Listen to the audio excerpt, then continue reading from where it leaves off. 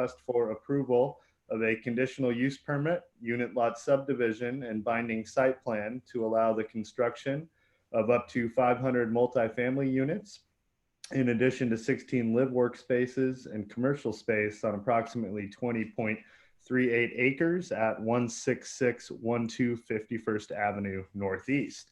My name is Andrew Reeves. I'm a hearing examiner with Sound Law Center, and today it will be my role to collect evidence in the form of exhibits and testimony to ensure that this proposal complies with the city's comprehensive plan, zoning ordinances, critical areas ordinances, and the specific criteria for approval of a conditional use permit under section 2016-140C of the municipal code, as well as the requirements for a binding site plan and the requirements for a unit lot subdivision under the municipal code. In addition, because this will involve the division of land, also to ensure that the proposal complies with our state subdivision act, which is in chapter 5817 of the revised code of Washington. To that end, I received 50 exhibits that I had an opportunity to review in advance of today's hearing, and I will go ahead and deem those admitted into the record.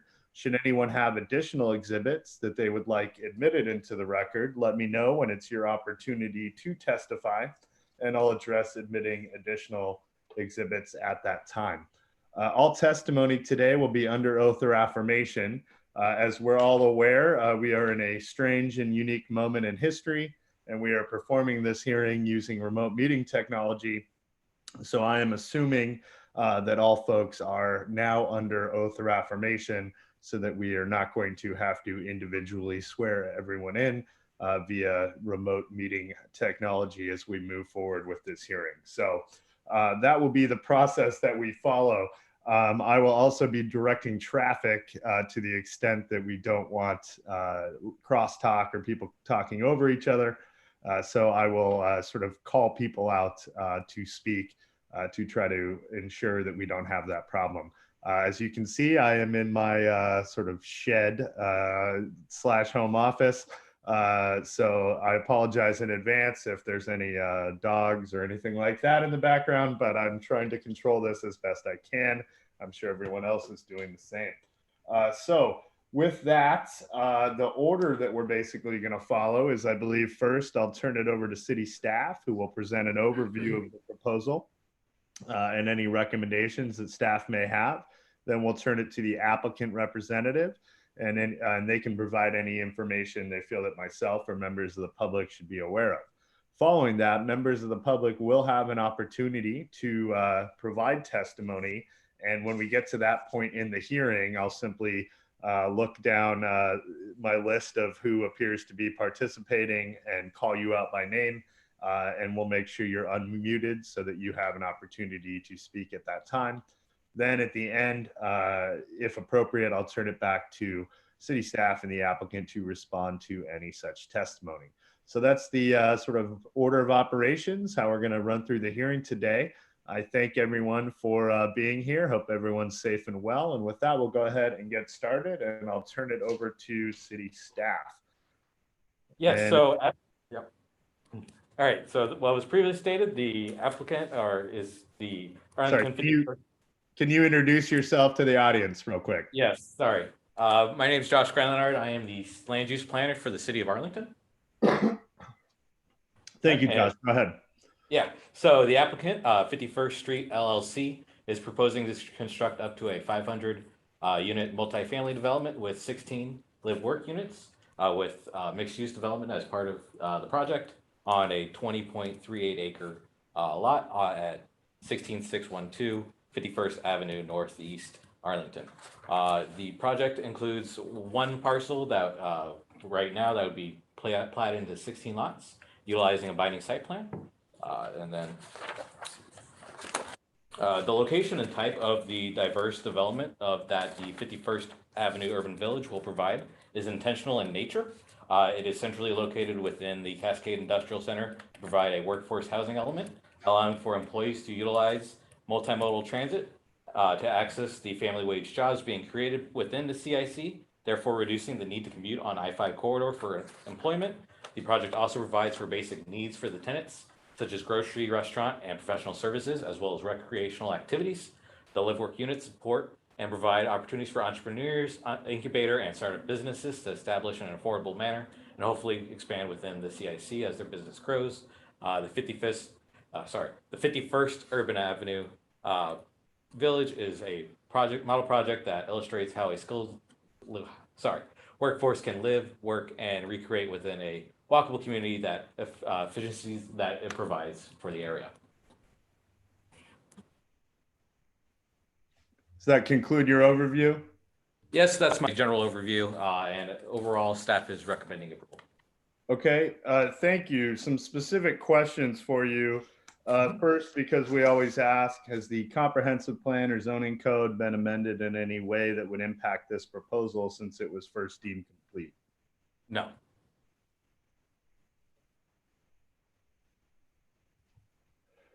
Okay, and I was told in advance of the hearing there might be additional exhibits or an additional exhibit that city staff had wanted to include in the record. Is that still the case? That is correct. We've received a letter from the city of Marysville addressed to yourself that we'll provide as part of the record. Okay, can you briefly describe, does this relate to the issue about the lack of interlocal agreement and? Correct, it speaks directly to that. Okay, can you just briefly speak to just the overview of where we are at with that issue, what the issue was, et cetera, or have Mr. Hayes speak to it? Whoever's best suited to speak to it is fine. Yes, thank you, Mr. Hearing Examiner. And so we've received, oh, yes. Mark Hayes, City of Arlington, Community and Economic Development Director. Great, thank you, Mr. Hayes. Please proceed. Yeah, so the letter that you received from Marysville is requesting either that you deny or condition the CUP in order to gain traffic mitigation monies for an intersection within Marysville's jurisdiction. I would like to point out in a letter that we had sent to Marysville, exhibit number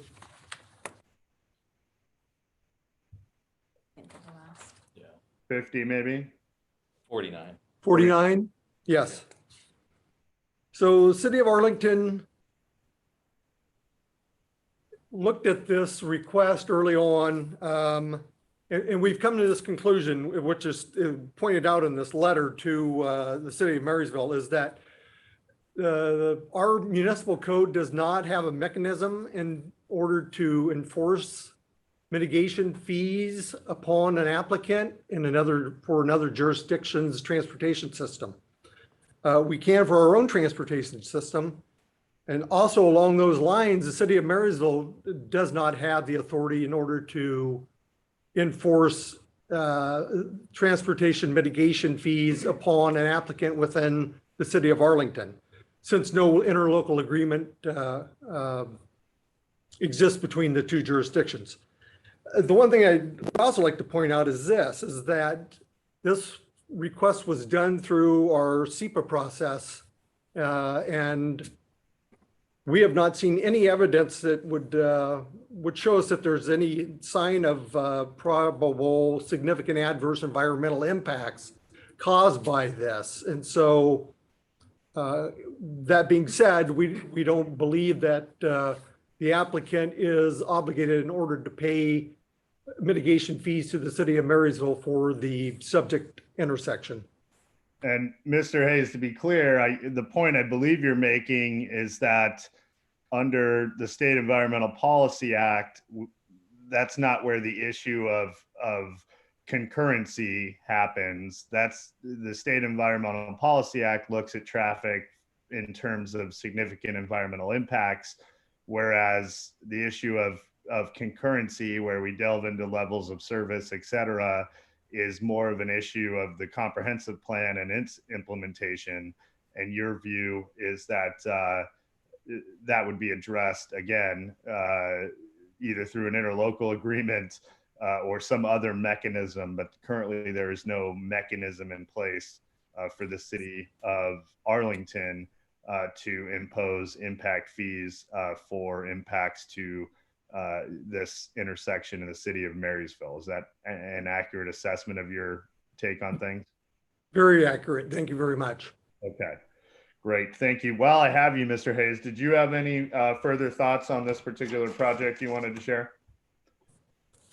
Just it was already addressed within the overview. The one thing I do want to point out about this project is that this is really a model project for Arlington and for the Cascade Industrial Center, because this project actually provides for workforce housing for the jobs that will be created within the Cascade Industrial Center, and not necessitate people having to get onto I-5 to commute to jobs which provide a family wage living. So this is very important to us, and we're in full support of this project moving forward. And can you just very briefly touch on the history of that Cascade Industrial Center? Is this the first major project that's proposed? I don't recall off the top of my head. This is the first mixed-use project within the Cascade Industrial Center. We have multiple industrial manufacturing, industrial projects going on currently. So, but yes, this is the first mixed use. And again, just on the history, my sense, if I recall, is this is a sort of special area in the city, a sub area of something comparable to that has been set aside specifically through long-term planning, correct? To address long-term growth within the city? That is correct. Okay. Great. Okay.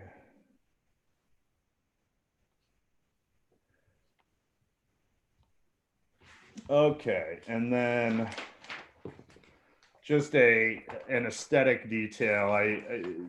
So first off, we are going to admit the additional letter from Marysville as an additional exhibit. So why don't we make that exhibit 51?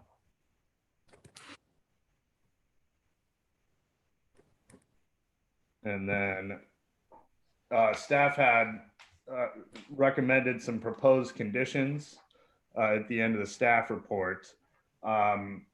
We prefer to have these numbered as opposed to lettered, especially because we have all of the SEPA requirements included, which are, again, lettered, so that we don't end up having condition 1AA or 1DA, or, you know, so our thinking was, were this to be approved, and we accepted the conditions staff recommended, we would just make what right now is listed as condition 1A, recordation of the binding site plan. That would just be condition 1.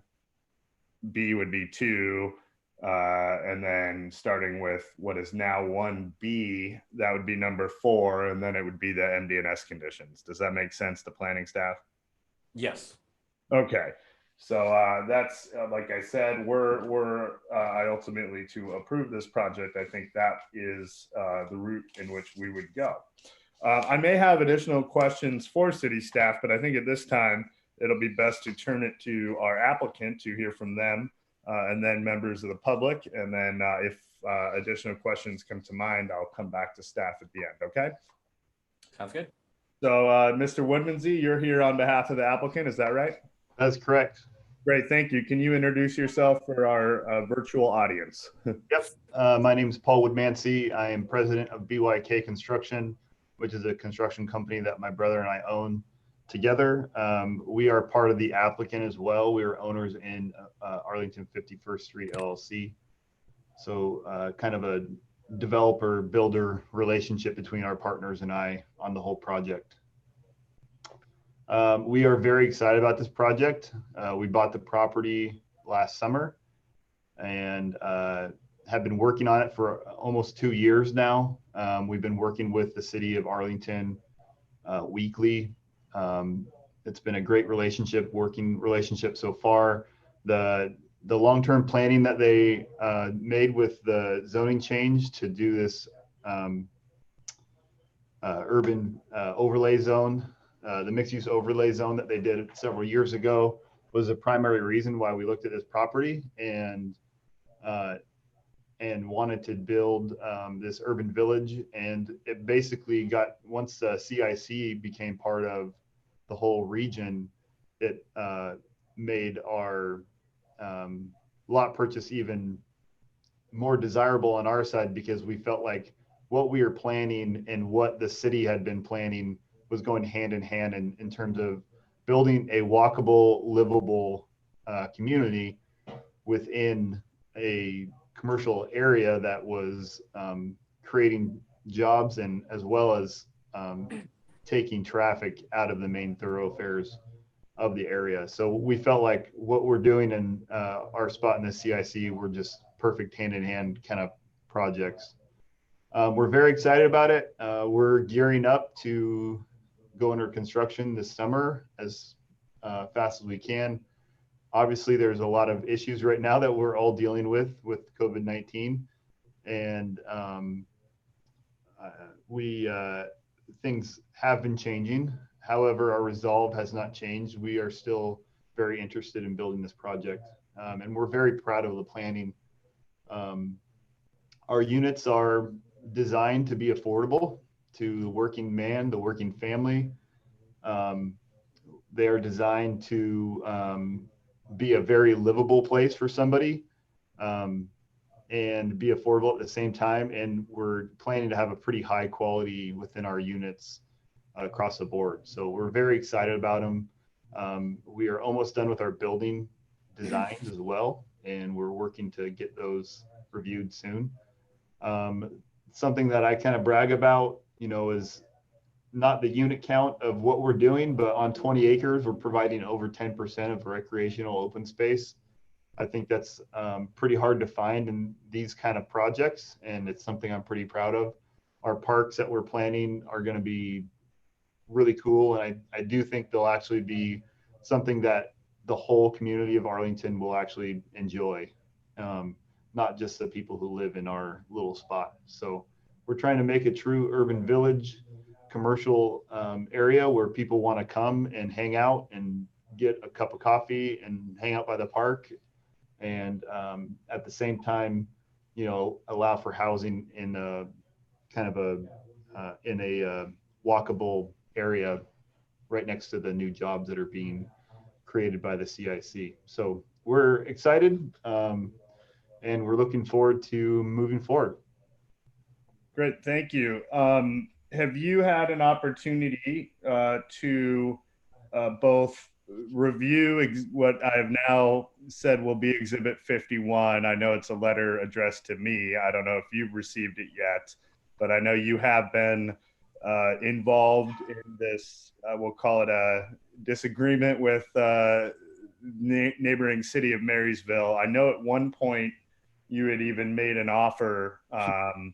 What is the status of that, or where do you and the applicant stand on this particular issue related to Marysville and traffic? Well, I can tell you, well, my first comment I would make is it's pretty disappointing to go work on a project for over 1.5 years and go through 2 informational meetings, and then at the last minute during a SEPA process have a request for, the initial request from the city of Marysville was for us to construct the whole intersection at $1.2 million, I think. And the second request was for us to pay over $400,000 in traffic impact fees. At the request of the city of Arlington, I reached out to my traffic engineer to come up with kind of a proposal of what a proportionate share would be. And I think that is exhibit 10. That was the maybe 60,000-ish. Yeah, it's the $60,000 number that we came up with, because obviously having $400,000 or $1.2 million cost to a project is pretty detrimental. I felt like that was a really, a way for me to reach out to the city of Marysville, but unfortunately they decided to do their own review again in terms of how they would calculate their own proportionate share. which was even more money than when I proposed, up to in the 80s. And so, you know, I reviewed their request. At this point, I don't feel like I should have to pay anything. I feel like I've done my due diligence. I don't feel like the cities have an agreement in place. And I support the city of Arlington's decision to not require this of me and to move forward with our SEPA process. Okay, so there isn't currently any kind of offer on the table between you and the city of Marysville. Is that accurate? That is accurate. Okay, great. And then did you have an opportunity, Mr. Woodmansey, to review the proposed conditions of approval that were in the staff report? And if so, do they make sense to the applicant? Yes, I have reviewed them and they do make sense to me. Okay.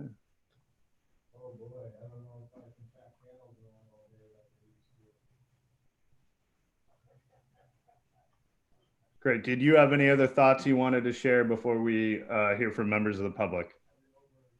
Nope, that's it.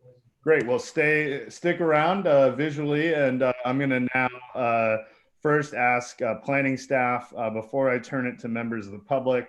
I just wanted clarification on SEPA because I know it was reissued, but for whoever on planning staff wants to field this, because I can't find it in front of me at the moment. But has the SEPA appeal period passed? And if so, there were no SEPA appeals that were filed. Is that accurate? That is correct. Okay, great. And Josh, did planning staff have anything further they wanted to add before I turn it to members of the public? No, we did not. Great, thank you. Okay, so at this point, whoever is in charge there of our Zoom meeting, I'm just going to read names. The first name that I see is a Tim Dean. If you can unmute Mr. Dean. Mr. Dean, do you have any comments on this proposal? Oh, there we go. No, I do not. Okay, thank you for your participation. The next name I see is a Mr. Bookie. Yes, Hi, Mr. Bookie. Did you have any comments you wanted to share on this proposal? I do. Yeah, okay. Well, please introduce yourself. Unfortunately, let's see, it looks like, turned your microphone off. Well, let me see where you are. I believe I'm unmuted. Oh, you're unmuted. Okay. I don't know why all of a sudden I can't see you. Now I can. Great. Thank you, Mr. Bookie. Please, at this time, if you can introduce yourself and share any comments you have, that would be great. My name's Brian Bookey, Bookey. I'm president of National Food. We're a family-owned agricultural business producing eggs, and have owned the property immediately north of the subject property for over 60 years, and are currently conducting the business of a pullet farm and associated egg processing facility there. We also own 3 lots immediately to the east of what I just described on the east side of 51st. And those are 3 of the lots of the Schultes Green Acres subdivision, which is an old residential subdivision that still has a few houses on it. Our situation, I can't help but feel as though the discussion has been that I just heard is leaving out a few of the facts. The question, you asked the question whether there have been any changes in zoning. I think the answer was accurate, that there has not. There is an overlay for the mixed use that is on our property as well.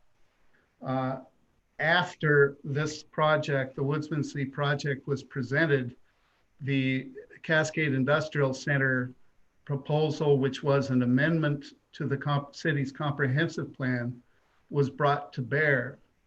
But there has been no subsequent rezone of any property that I'm aware of in that CIC to the industrial uses that you've heard championed in these earlier comments, and how this particular development is going to be a positive in some fashion to that. it came later. They proceeded with this on the strength of the fact that they would be vested and a grandfathered use, if you will, to be able to do what they're doing because everything was going to go industrial. But it has not gone industrial. And we're really trying to just, understand what this means to the future of the development of the property, specifically ours, as well as this property and other nearby properties. There seems to be an underlying assumption that it'll be industrial. And perhaps that's true, but there's been no rezone to accomplish that. I would submit that the amendment of the comprehensive plan to do the CIC was not a rezone. So that means our property immediately north of this property you're dealing with is zoned general commercial. Our property is highway commercial.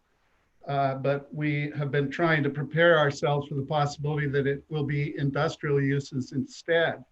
Somewhat in anticipation of that, we did a boundary line adjustment on our property and have been proceeding on the assumption that we would retain the egg processing activity immediately north of this property because that would be consistent with future industrial uses.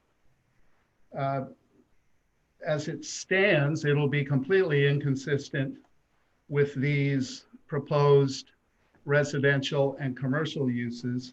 So it's a little hard to know where it's all going. And I'm not faulting any individuals or questioning anything that people have said in this hearing, but I think the picture is a little fuzzier than is being represented. So to be clear, so I understand, Mr. Brookie, your concern is that your understanding of this overlay zone is that it was intended for industrial uses, and here we have a proposed residential and commercial development. My understanding from all the information I have is this is zoned general commercial, not industrial, but that's just the information that was provided to me. That's accurate. I obviously didn't make myself very clear. Okay. It's the property in question is zoned general commercial. Our property immediately to the north is zoned highway commercial. Overlaying ours, and perhaps theirs as well, I believe, is a mixed use overlay that allows just what you're seeing here. The CIC. Right, but that overlay, no, not the CIC. No, and others can correct me, but there is an overlay for the mixed use. There is no overlay for industrial use. It's just an amendment to the comprehensive plan that created the Cascade Industrial Center, which came along later. But you've been hearing comments to the industrial center as though it exists in concept, but there's no zoning been adopted to support it.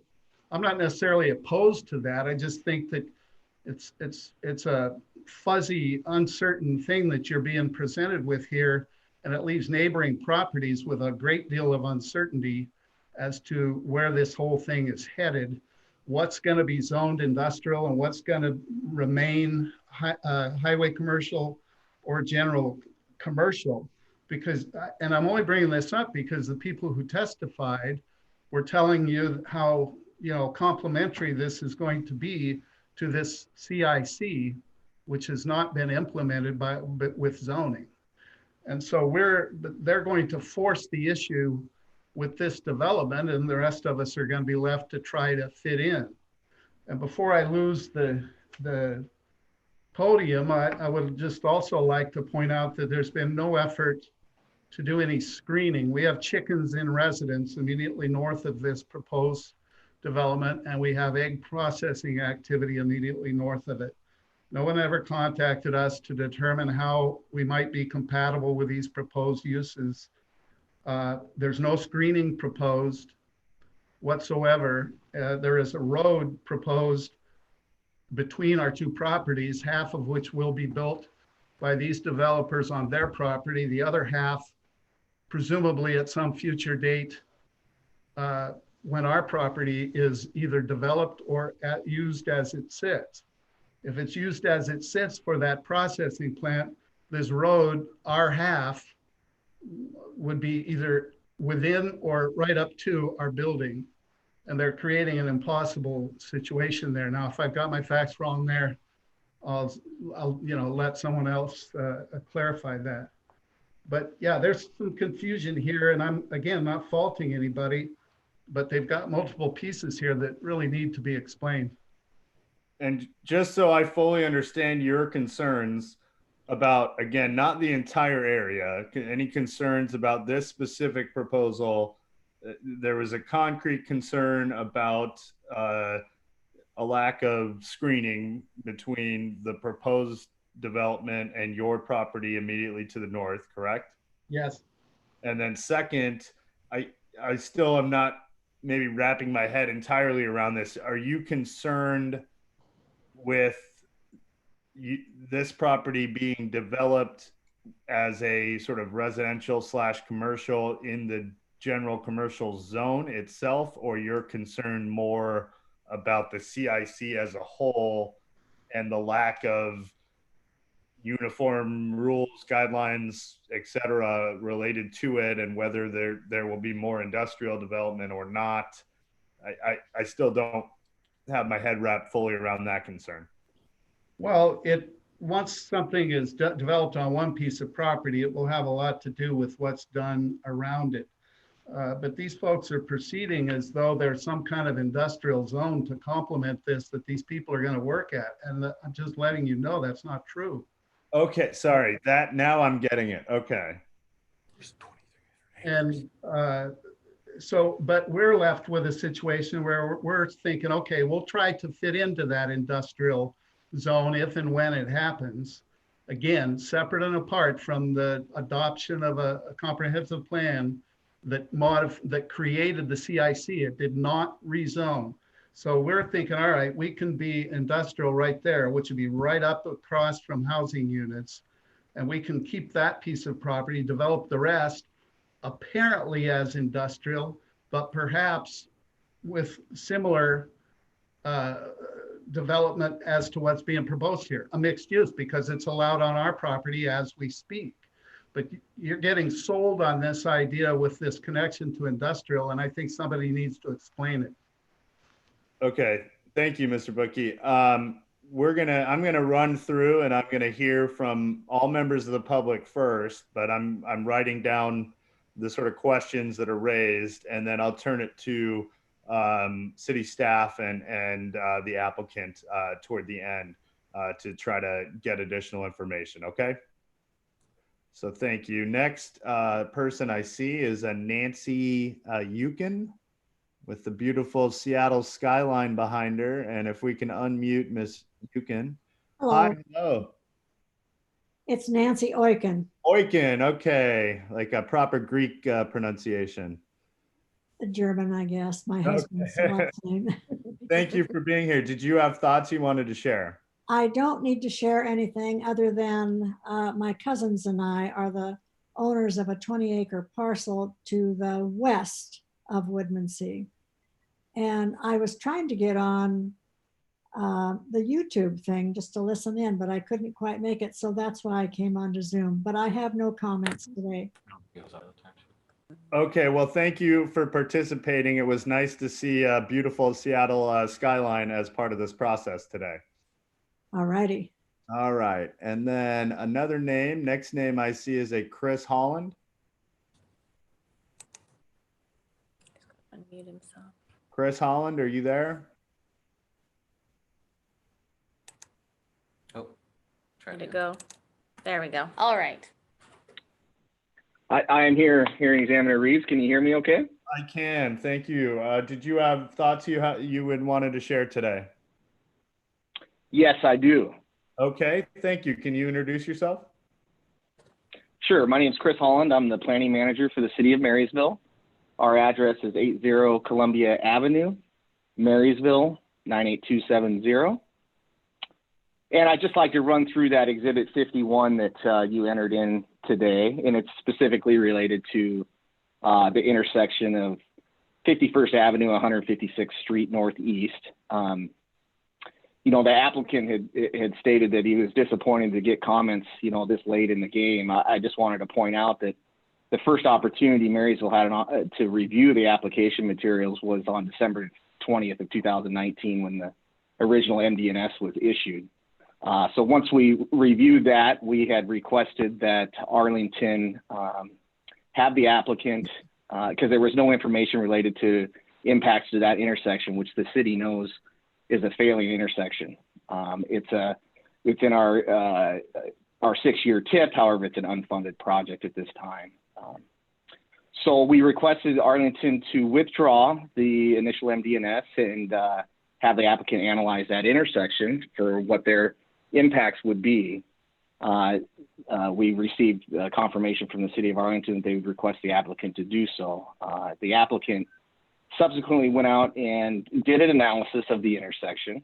However, their analysis was that it was constructed, and so by the time they were occupied, that project would be complete, which is incorrect because it's an unfunded project. So we did not get an opportunity to review that analysis. However, the city of Arlington withdrew the original MD&S and then reissued it on the same date, February 21st of 2020.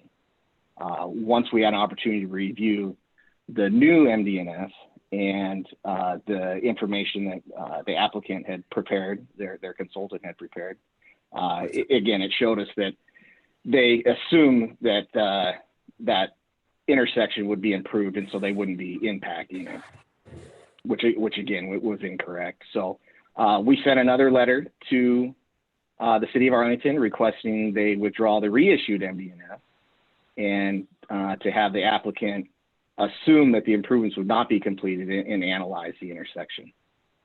Based on that letter, we actually had a conference call with the city of Arlington, the applicant, and the applicant's traffic consultant. Based on those conversations, it was concluded that the applicant would go out and do a proportionate share analysis of the intersection to determine what their true impact is. The city of Marysville initially said, hey, either build it because it's failing, or provide impact fees. But we were agreeable to them to analyze what their true proportionate share impact was. So they went out and they did that, and the applicant provided that to the city of Marysville and offered to pay the city roughly $68,000 for their proportionate share mitigation. The city of Marysville reviewed that and concluded that their analysis did not take into account existing PM peak hour trips. So rather than having the applicant go out and reanalyzing it to deduct the existing trips that are going through that intersection, the city of Marysville did that, and it came out to be that their proportionate impact was approximately 6.4% of the capacity of that intersection, which equates to roughly $84,000. The city of Marysville feels that the SEPA is an appropriate mechanism to require an applicant to mitigate their probable significant environmental impacts, which we believe that there is, including payment of a proportionate share towards the construction of that intersection. The applicant's development will put approximately 93 PM peak hour trips through an intersection that's currently functioning at a level of service F during the PM peak hour. Therefore, the city is requesting the hearing examiner to deny the current application or condition the development to mitigate its impacts to the intersection. And I'm available for any questions or to answer any questions. I do have one comment that hopefully staff can clarify for me, though. It was stated, you had asked the question whether or not the MD&S had been finalized and no appeals rendered, which the staff answered, yes, that's the correct. However, in reading of their decision, it specifically says at the end of it that the SEPA and the MD&S do not become final until the hearing examiner renders his decision on this application, at which time that decision could be appealed. So I'd like to get clarification on that. I've had conversations with Josh related to that, and that was our understanding. So I feel that there still is an opportunity for a member of the community or to appeal the DNS that it was issued based on the language I see in their decision. So anyways, it'd be great to get clarification on that. Sure, we'll get clarification. You know, each jurisdiction is a little different, and we at Sound Law work in 40 jurisdictions, so it is hard for us to keep track sometimes of every detail on SEPA in relation to the jurisdiction. So I wasn't sure in the city of Arlington whether or not SEPA appeals went through the hearing examiner. Based on the language you just referenced, I suspect that SEPA appeals do not go through the hearing examiner. So essentially, if there was to be an appeal, it would be coupled with an appeal of any decision I make to the Superior Court as a sort of combined appeal under LUPA. But I will let planning staff clarify that. So Mr. Holland, ultimately then the city of Marysville believes that the applicant should, is that $84,000 number that I don't yet have Exhibit 51. So I don't know what it says yet. I haven't reviewed it. But is that the number that Marysville is hoping to receive ultimately? So the specific number is $83,750. Okay. And that calculation is based on the project cost, which is $1.25 million, times their proportionate share impact, which is 0.067 or 6.7% of the capacity of that intersection. Okay, and so then, Mr. Holland, you believe in your capacity there for the city of Marysville that this represents or the traffic impacts from this proposal represent a significant environmental impact under SEPA. Is that accurate? That is correct. But you also, I just to be clear, the issue of it's a failing intersection and concurrency, et cetera, that comes out of the Growth Management Act.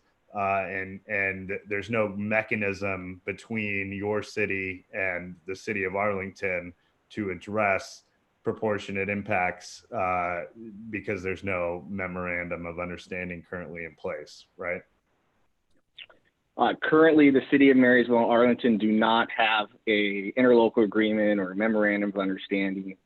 However, I'll just give you, for instance, so Washington State Department of Transportation has had several projects in this area, including the interchange of 172nd and I-5, the corridor project, which is not yet started along 172nd, 531 from I-5 to 67th.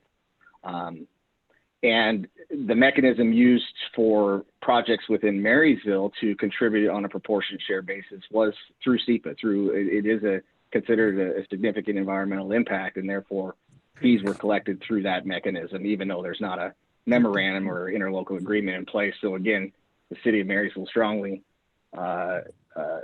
believes that there is a significant environmental impact that needs mitigation. Great, thank you. Did you have any further comments, Mr. Holland? I do not, thank you, and I appreciate you allowing me to provide verbal testimony today. Absolutely. So again, I believe there's at least one more person that I have listed here, and then I will turn it back to the staff and potentially Mr. Woodmansey to respond to these comments. So the next name I see is Jesse Hannas.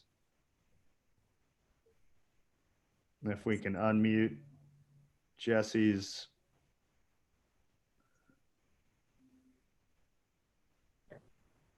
There we go. So, Right. Jesse Hannas, City of Marysville traffic engineer. So I don't really have any additional comments beyond what Chris stated. I was here more to support Chris and answer any questions that may be had in regards to how the traffic was reviewed and the 83,750 number was attained. Great, thank you, Mr. Annis. I believe that information is being made available to me, and I certainly will review it. But essentially, I will note for the record that you agree with Mr. Holland, and we'll move forward from there to get a response. The last name I have is Peregrine Sorter, who works with me, so we don't need to hear from him. So at this point, I'm going to turn it back to city staff. And city staff, there were, again, let's deal with the comments Mr. Bookie raised first, and then we'll turn to traffic. But he sounded like Mr. Bookie wanted clarification about sort of what's going on with this area, generally speaking, especially in relation to, is it meant for industrial development or not? And then he had some concerns about a lack of screening between the proposed development and his property to the north.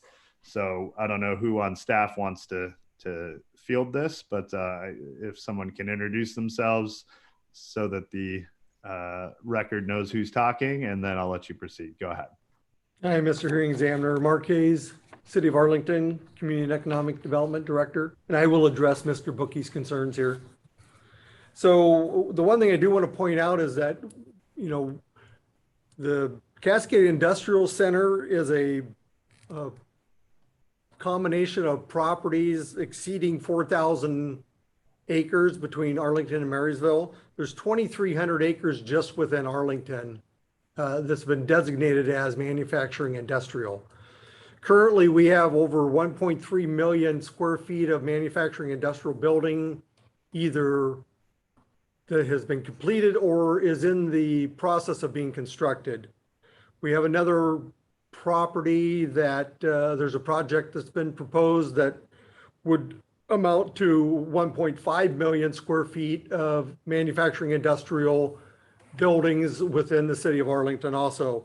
So that's 2.8 million square feet within the next 5 years of manufacturing industrial buildings, which gets to the point of the job creation from these buildings and from the square footage of manufacturing industrial areas.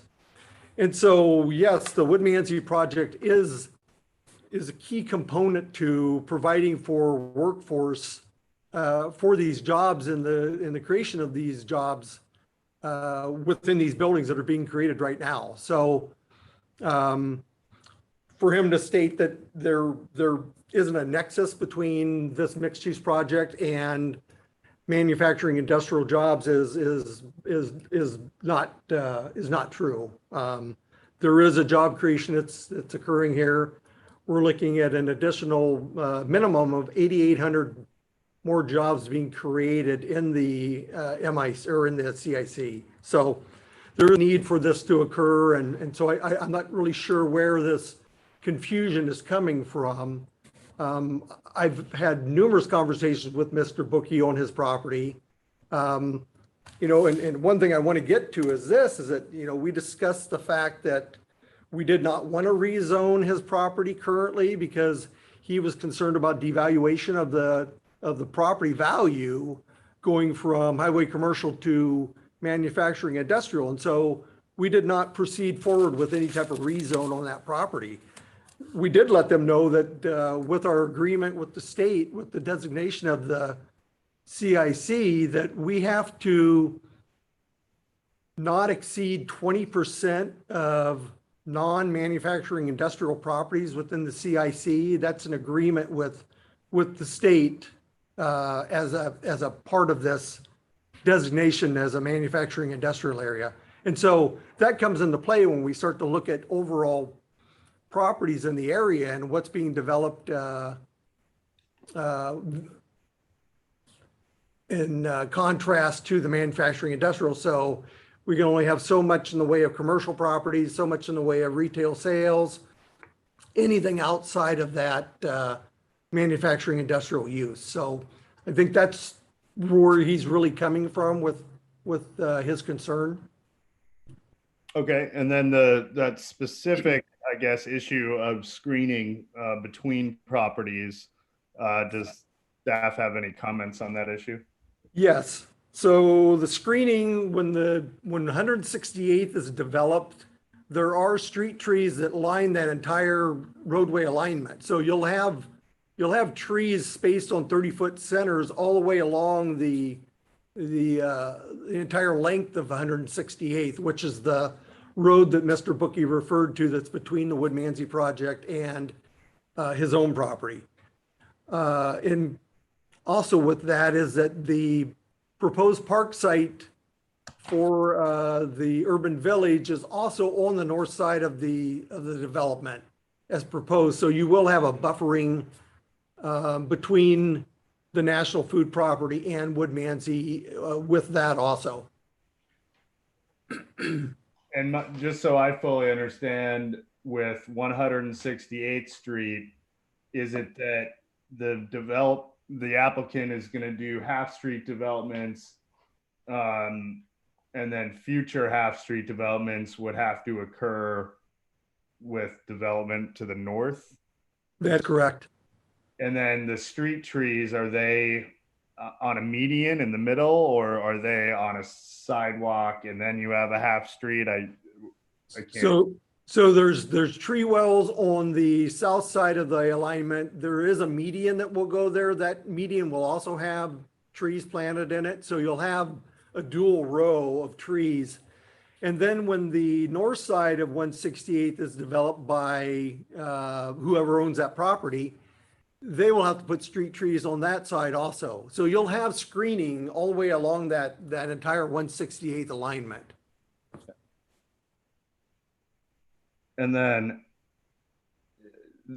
I know that the city of Arlington has, this form-based code as opposed to other types of municipal codes that exist out there.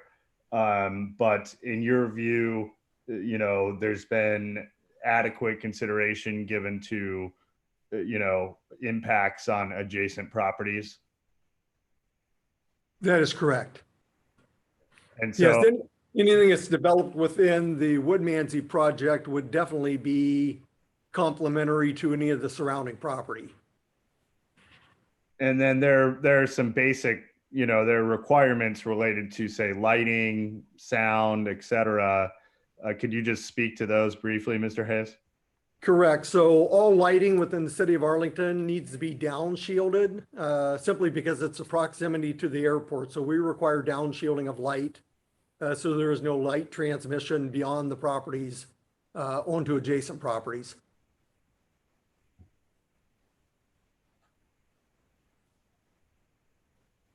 And then I guess with noise, in my mind, the concern would be more the other way, but I guess the concern, if I'm in Ms. Boogie's position, I'm going, I don't want future residents to complain about my chicken farm and that to become a problem. I guess, what is there any consideration that's gone into that potential? Mr. Bookie's still covered by the Right to Farm Act, so he's aware of that. It's an existing condition, and Mr. Woodmansey is fully aware of the use of the property. So there's been no secrets here whatsoever. Okay. And while I got you, Mr. Hayes, did you have any further thoughts on Mr. Holland's comments and the sort of traffic issue with Marysville, and then he wanted clarification on the way that any appeal of SEPA would potentially work? Yeah, so I'll hit upon the appeal portion of that, and you're correct that the appeal would go forward with your decision to Superior Court. Okay. So let me back up to the traffic again. As I stated earlier, our code has no mechanism in order to force the applicant to pay mitigation fees into the city of Marysville. And nor does the city of Marysville have the authority to impose mitigation fees on development within the city of Arlington. And that's a hard and fast rule, and that's what we'll stand by. And I still get back to the fact that there's been no evidence presented to us to show that there is an adverse environmental impact here. You know, it's hearsay at this point in time. And that's our stance on this, and that's how we will proceed forward. So Now, to be clear though, when you say there's no mechanism, if you were of the opinion that this would have a significant environmental impact, you know, could, in your view, could mitigation be required through SEPA as opposed to some other mechanism? correct. If there was proof and evidence showing that this was a significant environmental impact, we would reevaluate this and move forward with that. And that would be true even if you believe the impact was outside of the jurisdictional limits of the city of Arlington. I guess I'm trying to understand exactly where the city of Arlington sort of. I guess where I come from with that is that we still don't have the ability to do that. It would have to be voluntary on the applicant to do so. The only other way that it could be achieved is through an appeal of the decision, and for a court to make that decision that there is a truly an environmental impact that's being caused by this development. Okay, great. Did you have any further comments before I let Mr. Woodmansey speak in response to what we've heard so far? No, I think that has covered it. Thank you. Great, thank you. So then at this time, Mr. Woodmansey, I want to give you an opportunity to respond in any way you'd like to the public testimony that we've heard. Thank you. I appreciate that. First comments just to respond to is Mr. Bookie's comments. I don't have a problem with what he's saying or what he's asking. I just want to say and make sure the records show that our project being able to build is fully, it does not rely on the CIC at all. That our project meets the actual code right now today. There's no code changes that we need. Basically what my testimony earlier was, what I was trying to present is the CIC being built around us is more of just a cherry on top scenario where we were coming in to build affordable housing for a workforce, and the fact that the CIC is getting built around the area now just means that our workforce doesn't have to drive to work anymore, right? Our tenant base doesn't have to drive anymore. So I just want to make sure that it's clear on the record that our project is fully complying with the code right now, the city of Arlington, that it does not rely on any CIC zoning. The second thing is I concur with the buffer comments from Director Hayes that there will be, I think it's a 60-foot right of way eventually between the two properties. We'll have our row of street trees. If you look at our design, we intentionally developed it or planned it to have our residential units, at least the highest percentage of them, to be on the south end of our property in order to not have our tenants be upset about future farm activity.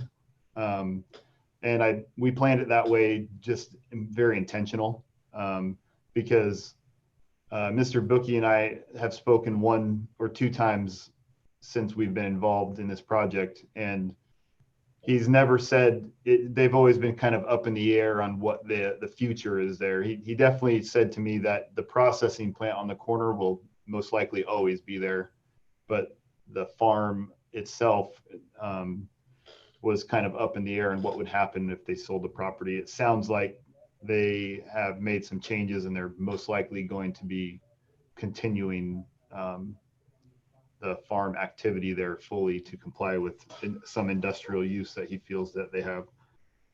As far as the buffer goes, we plan that out on our own. We do have 16 they call them single family, but they're really a live work unit for somebody that it is a single family unit, but it's a kind of a multifamily design in our perspective.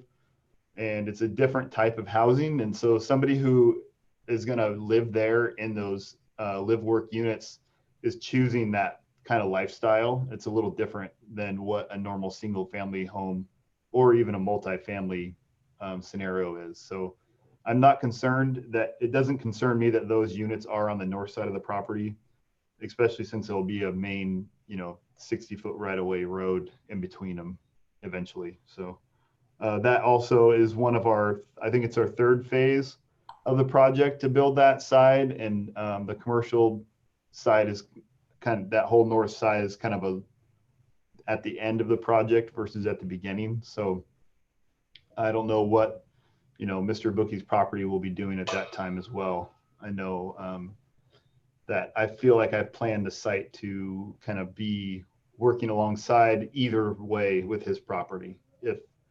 If he sells it someday to somebody and they develop it, I feel like my design matches whatever they develop in the future. If they stay as a fully operational farm, we've planned it to mitigate the effects of the farm. And that would, be noise and smells for sure. So. And you just referenced phasing sorry to jump in, Mr. Woodmansey. Fine. I don't recall a lot of details or information about phasing. Are you just saying you're going to build in sections, or is this truly a phased development where you plan on building one part, selling units, building another part down the road?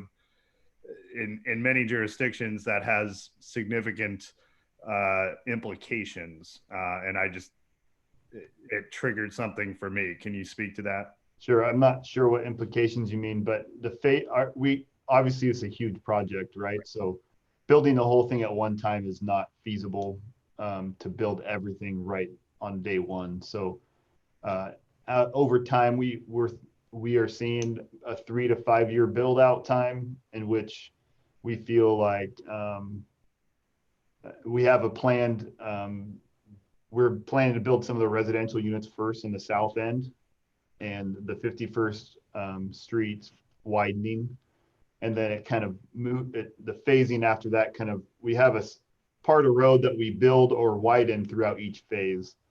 And we have a kind of a 4-phase approach right now with the residential and the street frontage. And then the commercial buildings in the north side, the north corners of the property would be kind of built to suit. We're hoping we have a tenant. We're hoping that we have a tenant for the larger grocery store retail space on the corner. And the other locations that are more commercial, the commercial and retail buildings would be built as we got tenants who are interested. So. Great. Sorry to interrupt. Please. Okay. No problem. My other comments are towards the city of city of Marysville comments. They talked about me saying that their first, this is their first opportunity to make any type of public comment in the SEPA process, which I totally understand. I'm not saying that they withheld comments by no means. But what's frustrating for a developer is there is no agreement in place. I had 2 general informational meetings with the city of Arlington in which if there was a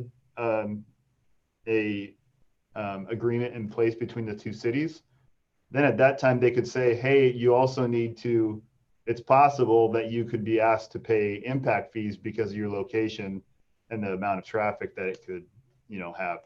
There was no mention of that in any of my meetings with the city of Arlington because to them it was unheard of to even have this pop up for the city of Marysville to request impact fees.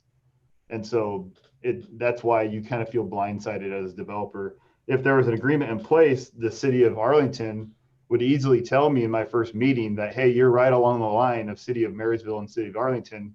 And they expect, and we have an interlocal agreement that you pay $3,300 a unit or whatever it is. So that's what I was referring to more, being frustrated about that. there is no interlocal agreement, and there, in my opinion, if that's what they want to do to get traffic mitigation fees, then they need to have one between the cities in order for developers like me to come in and have the full information right up front when we do our projects. It's very difficult to have things pop up in the end of a project in the planning phase. When you're buying property, it's very difficult to figure out all those costs, and you're planning the project in order to be financially feasible to move forward on it. And when items come at you at the last second, it's very difficult to work with, because you have to, in general, you'll have to change your plan of what you've done and what you're planning to make that cost fit. I also wanted to just make a comment on the proportionate share difference. Basically, when I spoke to my traffic engineer, he said that the proportionate share can be, the equation to come up with that proportionate share is, there's two different types of ways of doing it. And obviously, on our end, we chose the style that created our fee to be lower.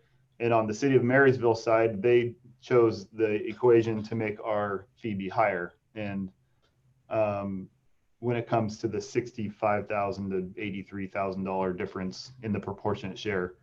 So, I mean, that to me is something also that needs to be pointed out, is that, we're not necessarily agreeing at all in terms of how that proportionate share is dictated. And I feel like, for me to come up with a proportionate share analysis and then to have it reviewed again and come back towards me for more money again is just, when in a situation where I was trying to throw a hand out there to just kind of move the project along, I felt like I was taken advantage of. And at this point, I don't feel like I need to offer anything, because there's no agreement between the two cities. So. Great. Any further comments, Mr. Woodmansee? I don't think I have any other comments at this time. I did want to ask you something.